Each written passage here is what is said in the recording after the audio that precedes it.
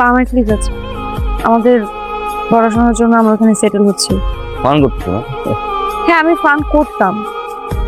আমি যখন তোমার সাথে ফেসবুকে কথা বলতাম তখন এটা ফান ছিল।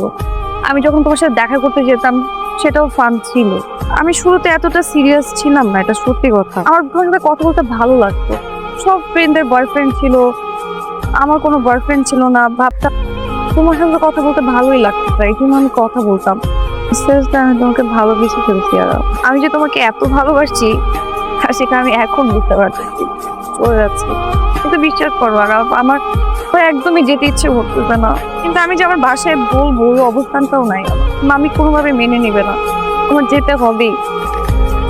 আমি জানি এখন আমার প্রতি তোমার ঘৃণা হবে, তুমি ছেড়ে চলে যেতেই পারো। ওই রাইটস তোমার আছে। আর সেটা জন্য রিক্সায় ঘোরাঘুরিটা খুব মিস করবো। কলেজের সামনে দাঁড়িয়ে থাকাটা খুব মিস করবো। 10টা মিনিট দেখা করার জন্য ঘন্টা পর ঘন্টা পড়াটা মিস করবো। আমাদের হাতে আর সময় কতক্ষণ আছে? Can you please hug me for the last time? Miss you. I will love you. I will wait for you. And it's forever.